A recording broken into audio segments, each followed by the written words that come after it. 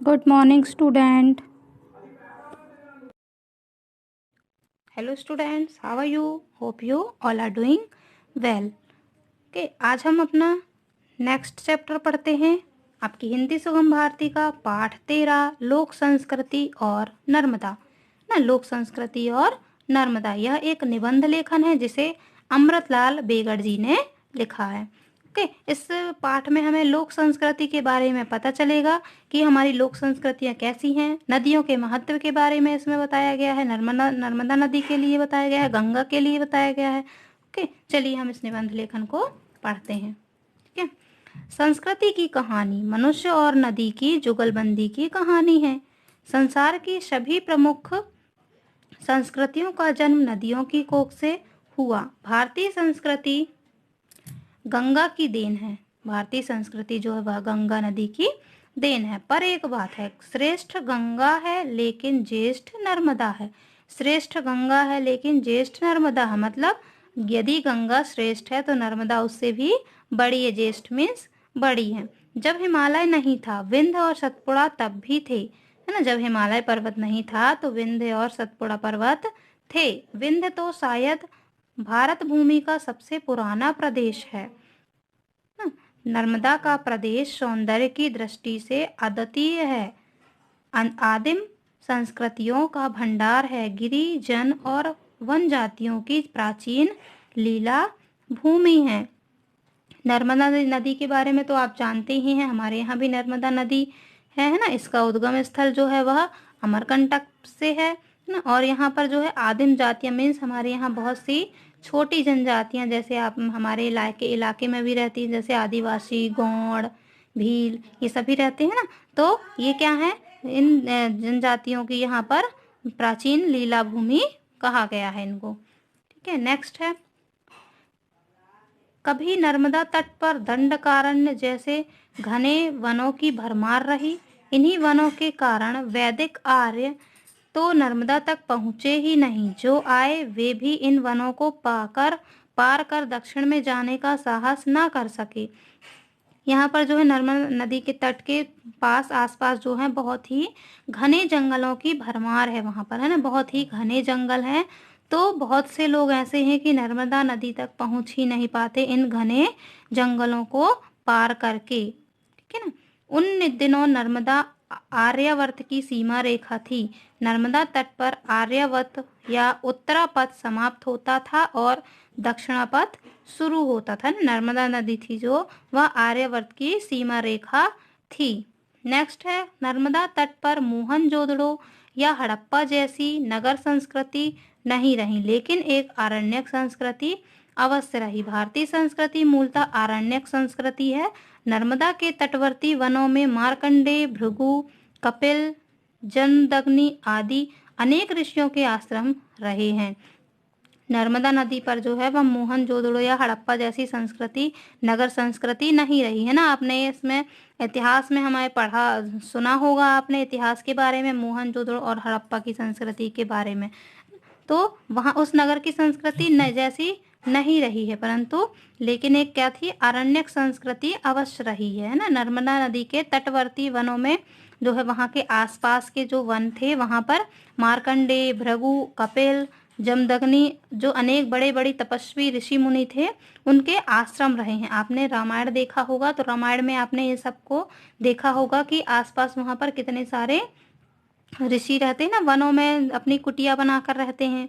Yes, next है, ऋषि का कहना था कि तपस्या तो बस नर्मदा तट पर ही करना चाहिए। इसी के तट पर सुदूर केरल के शंकर ने दीक्षा ली थी और इसी के तट पर मंडन मिश्र और शंकराचार्य का सुप्रसिद्ध शास्त्रार्थ हुआ था ना। जो बड़े बड़े महान तपस्वी हैं वे कहते हैं कि नर्मदा जो तट है हमें ऋषियों का कहना है कि तपस्या तो सिर्फ नर्मदा के किनारे ही करनी चाहिए, है ना। और इसके तट पर ही सुदूर मतलब बहुत दूर से केरल के शंकर ने भी दीक्षा ली थी और इसी तट पर भी जो था मंडन मिश्र और शंकराचार्य जी जो विश्व प्रसिद्ध साधु थे, संत थे, वे शास्त्रार्थ हुआ था इनका। जिस प्रकार राम की कथा उत्तर और दक्षिण भारत को जोड़ती है, कृष्ण की कथा पूर्व और पश्चिम भारत को जोड़ती है, उसी प्रकार नर्मदा भी देश को जोड़ने का एक सूत्र है। नर्मदा तट पर उत्तर के आर्यों की विचार प्रधान संस्कृति और दक्षिण के द्रविड़ों की आचार प्रधान संस्कृति का समन्वय हुआ था। यहाँ विक्रम संवत और साली वाहन शंख सावंत दोनों का प्रचलन था ना। पहले ऐसी बहुत सी संस्कृतियां थी, बहुत से ऐसे प्रदेश थे, देश थे जहाँ पर पहले के सामंतों का राज्य चलता था, वहां पर है ना, किसी एक का शासन चलता था। भारत की अधिकांश नदियां पूर्व की ओर ही बहती हैं। नर्मदा नदी, बड़ी नदियों में एक नर्मदा ही है जो पश्चिम की ओर बहती है। आपने सुना ही होगा कि सभी नदियां जो है पूर्व की ओर बहती हैं, परंतु जो नर्मदा नदी है हमारी वह उल्टी दिशा में बहती है। मतलब सारी नदियां पूर्व में बहती हैं तो यह जो है वह पश्चिम की ओर बहती है। अमरकंटक में नर्मदा और सोन का उद्गम पास पास है, लेकिन दोनों बिल्कुल विपरीत दिशाओं में बहती हैं। कहते हैं नर्मदा और सोन यानी सोनभद्र, जिसे नद माना गया है, का विवाह होने वाला था, पर सोन नर्मदा की दासी जुहिला पर ही आसक्त हो बैठा तो नर्मदा नाराज हो गई। कभी विवाह न करने के संकल्प के साथ पश्चिम की ओर चल दी। लज्जित सोन पूर्व की ओर गया।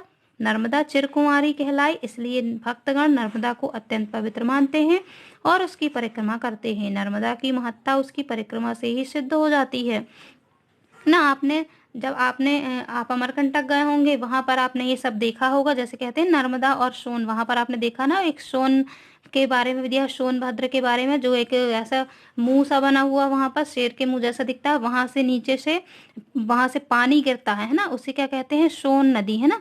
और वहां पर अंदर साइड जाते हैं जब आप वहीं पर, तो वहां पर एक सोनभद्र की वहां पर मूर्ति भी स्थापित है, वहां पर अमरकंटक में, आपने देखा होगा। तो जो नर्मदा और सोन, जिसे सोनभद्र भी कहते हैं, तो उन दोनों का जो है वह विवाह होने वाला था, उन दोनों की शादी होने वाली थी। परंतु जोहिला जो थी उनकी दासी थी, नर्मदा जी की दासी जो थी, वह उसने छल किया था उनके साथ, जिसकी वजह से वे नर्मदा जी थी वह अत्यंत क्रोध में, गुस्से में, नाराज होकर अपने घर से निकल बैठी थी और कभी न विवाह करने का संकल्प ली थी। और उसी के पश्चात वे उल्टी दिशा मतलब पश्चिम की ओर निकल पड़ी। और जो सोन थे ना, वह भी शर्म के मारे, लज्जा के मारे वह भी पूर्व की ओर निकल पड़े। परंतु नर्मदा जी आज भी कुंवारी ही कहलाती हैं ना। इसलिए भक्तगण जो है नर्मदा को अत्यंत पवित्र मानते हैं। हम सब जो हैं वह नर्मदा नदी को बहुत ही पवित्र मानते हैं और उसकी परिक्रमा करते हैं। नर्मदा की महत्ता उसकी परिक्रमा से ही सिद्ध हो जाती है। हमारे पुराणों में गंगा, यमुना, गोदावरी, सरस्वती आदि नदियों का चाहे जितना महात्म्य बताया गया हो, कोई भक्त इन नदियों की परिक्रमा नहीं करता। घर की तमाम सुख सुविधा छोड़कर एक ही नदी की 3.25 वर्ष में परिक्रमा पूरी करना इस व्रत में एक प्रकार की वीरता है। बहुत से लोग जो होते हैं नर्मदा नदी की परिक्रमा भी करते हैं, नर्मदा परिक्रमा पर निकलते हैं और उन्हें कई वर्ष लग जाते हैं उनकी परिक्रमा करने में। इसमें बताया भी गया जैसे 3.25 वर्ष में परिक्रमा पूरी करना बताया गया है ना। यह गरीबों के साथ एक रूप होने की भावना है, प्रकृति के सानिध्य में रहने की ललक है और है अंतर्मुख होकर प्रभु से लौ लगाने की आकांक्षा है। ओके स्टूडेंट्स, चलिए हम अपना नेक्स्ट चैप्टर अपने नेक्स्ट वीडियो में कंटिन्यू करते हैं। तब तक आप इसको जो हमने पढ़ा है आज उस चैप्टर को आप पढ़िएगा और नर्मदा नदी के बारे में, गंगा नदी के बारे में, है ना, और यमुना, गोदावरी, सरस्वती नदियों के बारे में और भी जानकारी आप एकत्रित कीजिएगा। Okay students, bye bye, have a good day.